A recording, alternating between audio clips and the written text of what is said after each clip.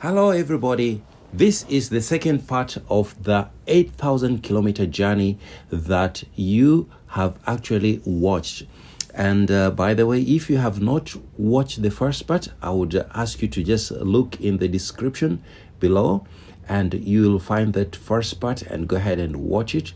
Then you can come on over and we shall watch this together. Now, I actually explained in the previous video that I took a trip of about 8,000 kilometers. Yes, and the trip started from a city called Chongqing.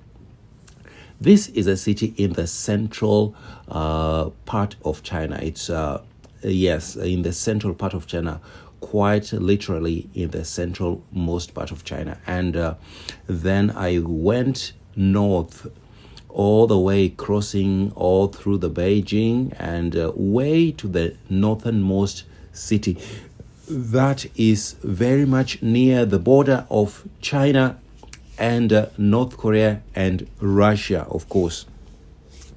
And that first part of the video was actually the journey to that part. Now, this second part of the video is actually the second part, that is the return journey.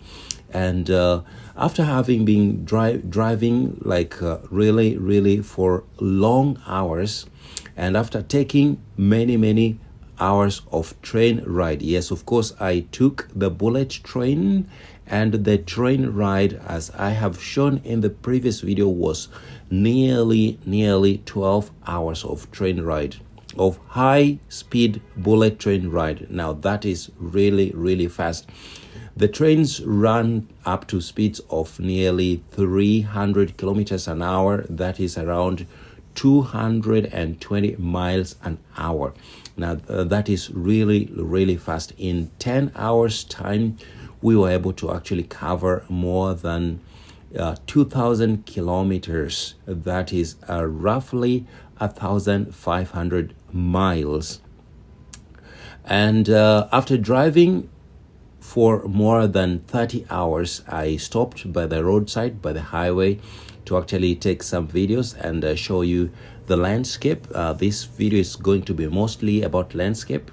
Yes, as I am coming from a region with high snow and literally snow everywhere, there were literally not so much to see because all along the road was lots of snow, heavy snow. So not much to see on that part of the journey.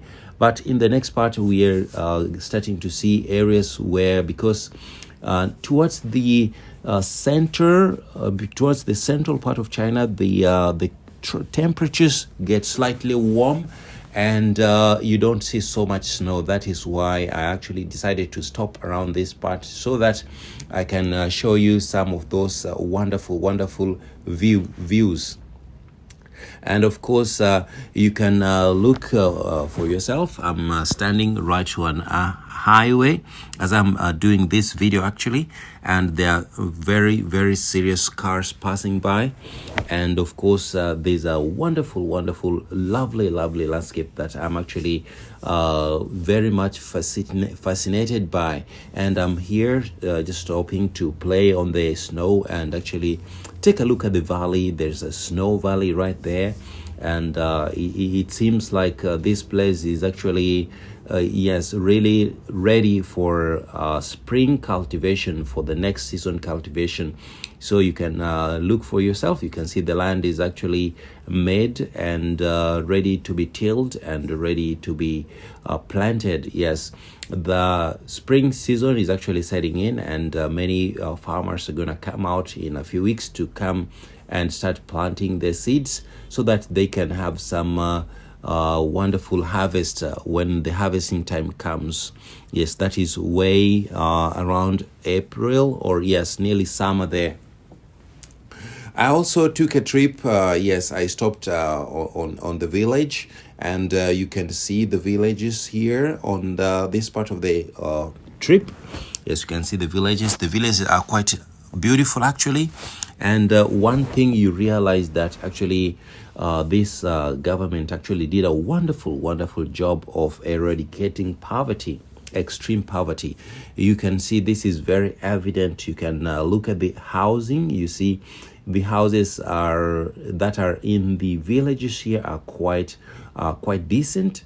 Yes, of course, they're very, very decent compared to other countries. Yes, there are some countries which by OECD or by the IMF and World Bank standards are actually rated to be poor countries.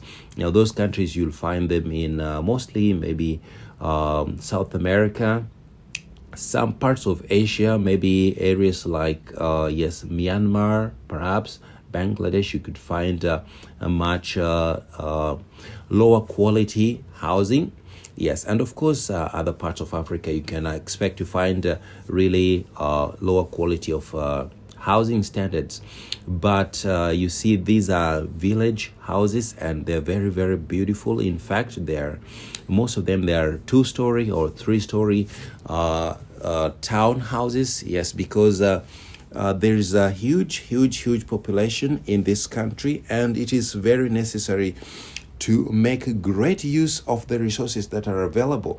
And one of the resources we're talking about here is land.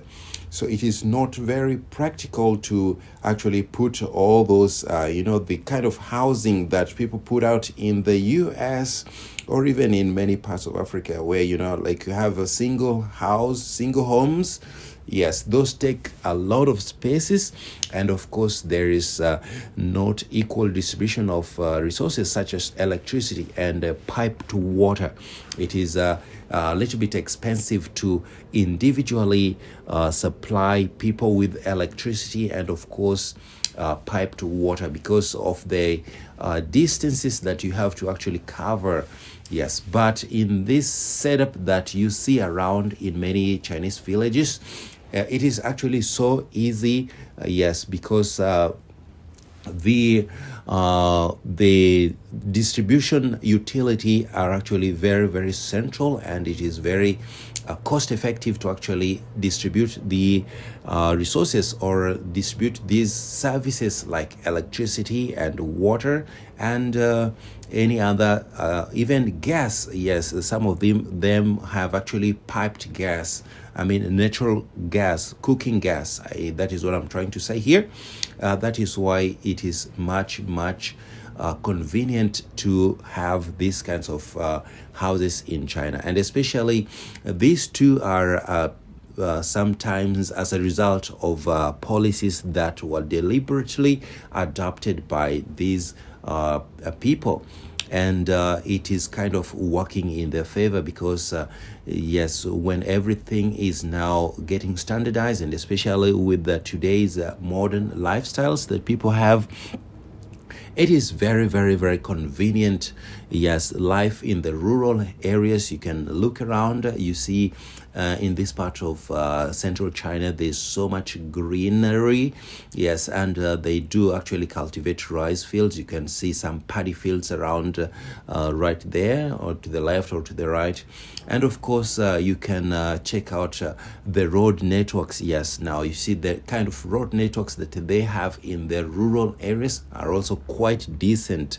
Yes, they're also very, very decent. The infrastructure is actually very, very, very decent. And literally, you can expect this kind of infrastructure or housing or even the roads in a much bigger town or city in other countries. But this is a typical village in rural China.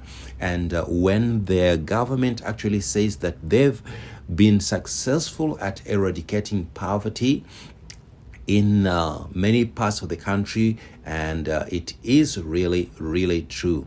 And of course, while I'm in the villages are actually friendly. They never attack or they never, do anything untoward. They will, of course, greet us very, very nicely.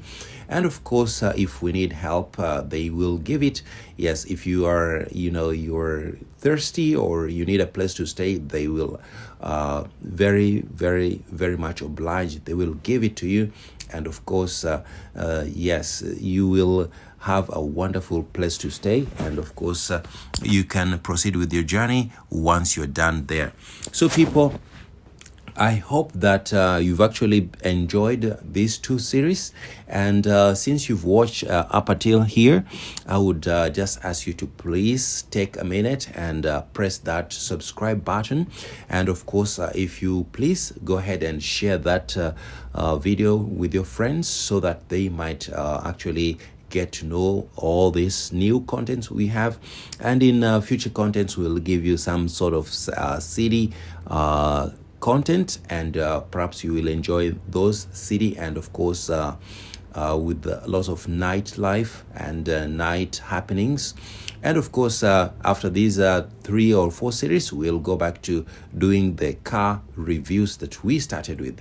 And so at this point, we are going to say thank you so much for watching, and of course we hope that you will stick around for the next one. Thank you, and have a wonderful day. Goodbye.